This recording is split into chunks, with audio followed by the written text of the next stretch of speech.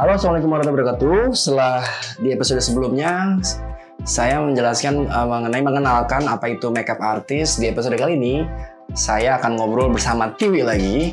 Bagaimana cara nih menjadi seorang makeup artist.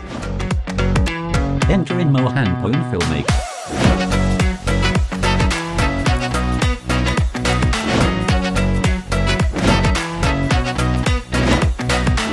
Enter in Mohan Pone Filmmaker. Ya, handphone filmmaker. Siapa aja bisa bikin film pakai handphone. Nah, itu tagline-nya ya. Jadi, kalau ngobrolin soal film, kita tidak melulu ngomongin soal bagaimana bikin film secara di depan layar atau misalnya bagaimana teknik mengambil gambar dan segala macam. Tetapi bikin film itu banyak sekali orang-orang yang terlibat di balik layar. Sehingga tips film kali ini nggak cuma ngebahas soal orang-orang atau proses yang ada di depan layar, apalagi cuma sekedar teknik pengambilan gambar. Saya juga perlu mengenalkan, dan salah satunya adalah makeup artist. Kalau sebelumnya mengenalkan saat ini bagaimana cara. Jadi cara itu saya kan nggak tahu. Jadi saya harus ngobrol langsung dengan Tiwi makeup artist, dan ini dia liputannya. Jadi di episode kali ini Mbak, buka sedikit Mbak. Ini siapa yang ada di sebelah saya? Hai, assalamualaikum.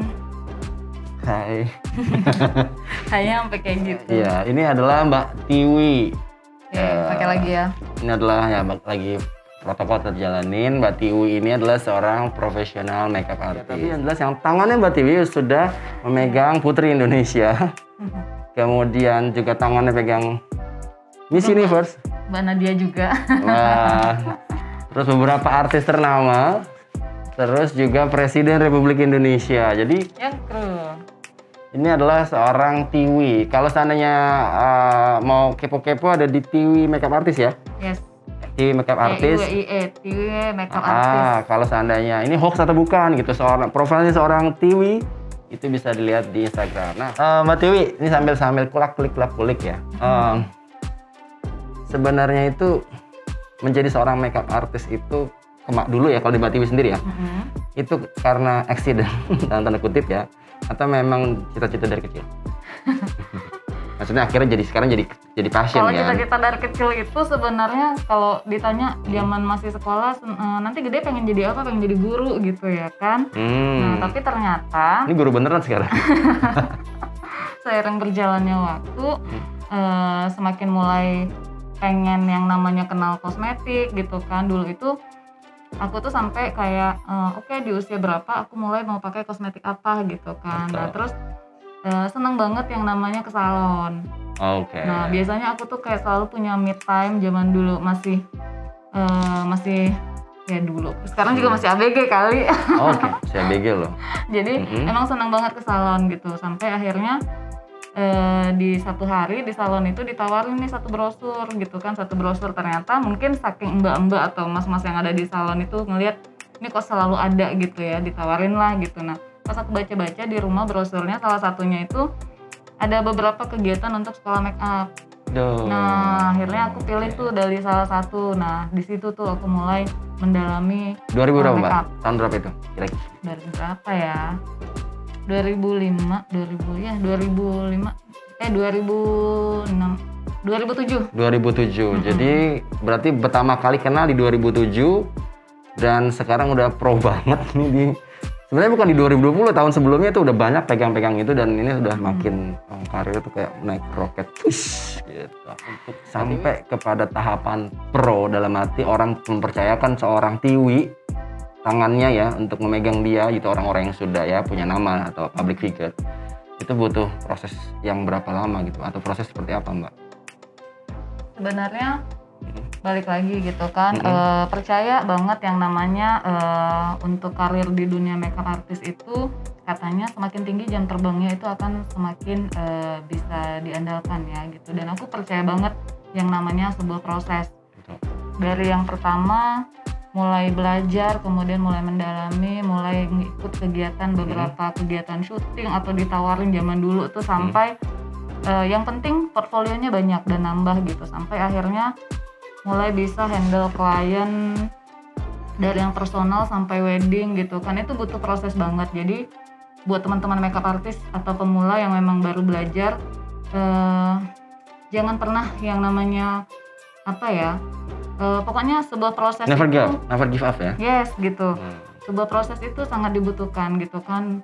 Kemudian jam terbang itu memang harus ada gitu kan. Jadi jangan pernah berhenti untuk berlatih gitu kan. Terus yang namanya skill itu nggak bisa cuma sekali 2 kali belajar kemudian kita sudah merasa menjadi seorang makeup artist yang profesional gitu ya. Jadi setiap hari itu memang harus selalu dilatih gitu. Dari situ baru bisa kita tahu nih sejauh apa atau sedalam apa kemampuan atau skill kita gitu. Berarti kalau tadi ngomongin soal memperbanyak portofolio ya, berarti profesi seorang makeup artist ini lebih kepada jualannya adalah dari mulut ke mulut ya gitu ya Mbak? Bisa dikatakan seperti itu, maksudnya gini, jadi orang puas, kemudian cerita, kemudian jadi relasi terbentuk dari situ gitu. Ya bisa. Nah kalau pokoknya sekarang itu semua sudah serba dimudahkan lah gitu. Jadi siapa aja juga bisa ketemu dengan makeup artist mana aja, bisa ketemu dengan klien mana aja gitu kan. Kalau zaman dulu linknya terbatas ya dia pasti akan punya klien terbatas gitu. Nah sekarang terbuka sih. Boleh dikasih bocoran sedikit nggak sih Mbak? Misalnya keuntungan mungkin secara finansial atau mungkin secara apa gitu yang bisa menjadi motivasi. Gila kerjaan kayak gitu asik ya gitu. Itu apa? Bisa di-sharing Mbak? Yes gitu.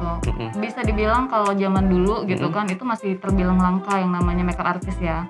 Tapi kalau sekarang jujur beberapa teman-teman mungkin yang pemula baru menggeluti atau baru belajar sedikit aja sudah bisa dapat predikat makeup artist. Nah kalau zaman dulu untuk dapat title makeup artist itu banyak banget hal yang harus dipelajari, diperdalam. Banyak banget deh gitu. Sertifikasi gitu perlu nggak? Atau gimana? Sebenarnya kalau skill itu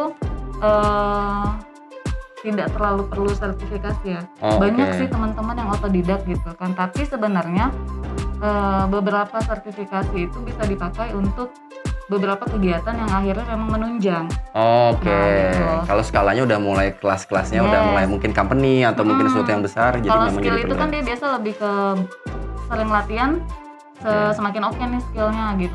Kalau keuntungannya tadi Mbak, kasih bocor-bocor dikit misalnya kayak gue pengen nih akhirnya kayak jadi kayak seorang TV gitu. Ya nggak usah secara nominal ya, dalam arti mungkin secara gambaran aja gitu.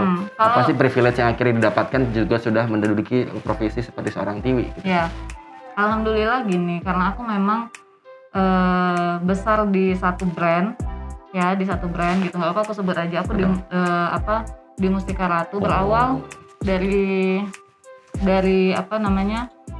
begitu banyak pengalaman teman-teman yang hebat di luar sana di lapangan sampai akhirnya aku bisa bergabung di satu brand. Kemudian keuntungannya adalah mungkin ada banyak makeup artist di Indonesia terutama yang punya skill banyak, yang punya skill hebat gitu. Tapi bisa jadi ada beberapa kesempatan yang teman-teman makeup artist di luar sana juga nggak bisa dapetin seperti yang beberapa kita dapetin gitu kan. Jadi semua tuh ada plus minus. Pokoknya semangat. Kalau memang teman-teman niat banget pengen menjadi seorang makeup artist, ditekuni aja karena nggak akan ada ruginya ya.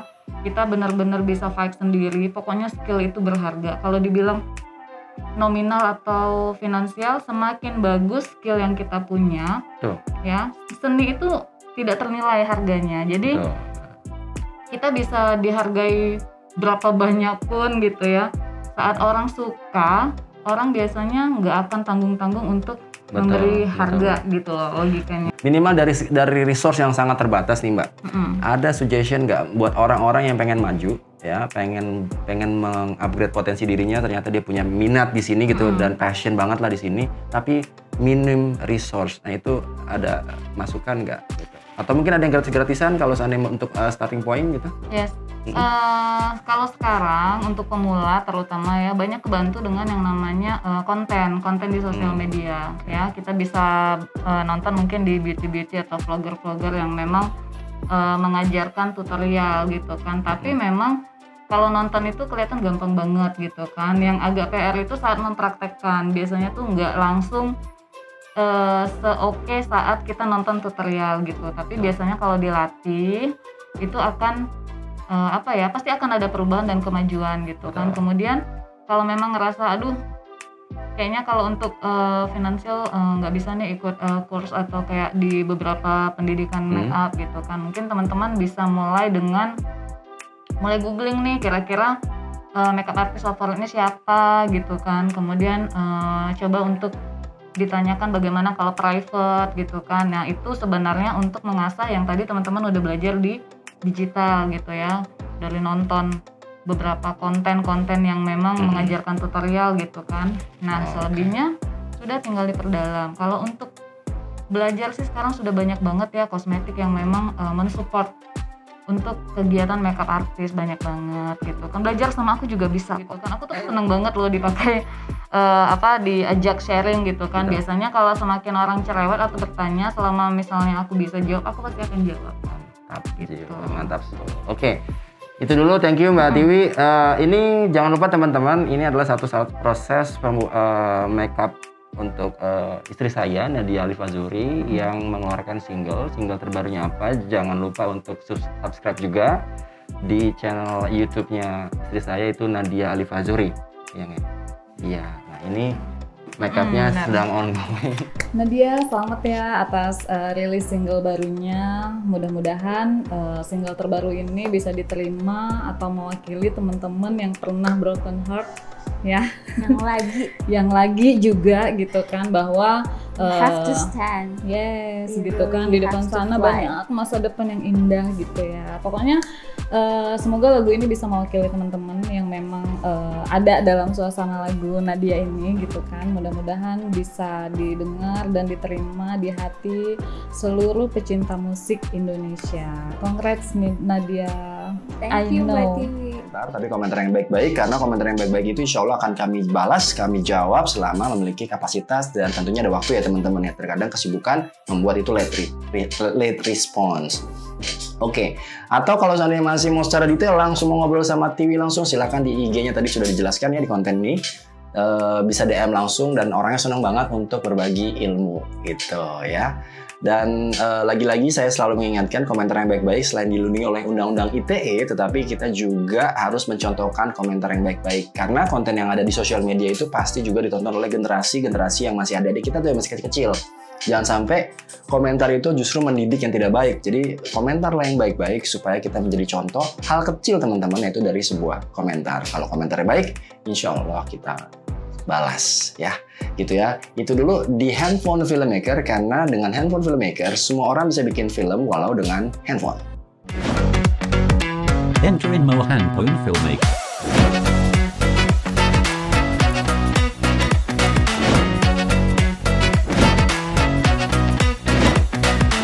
Enter in more Handphone Filmmaker.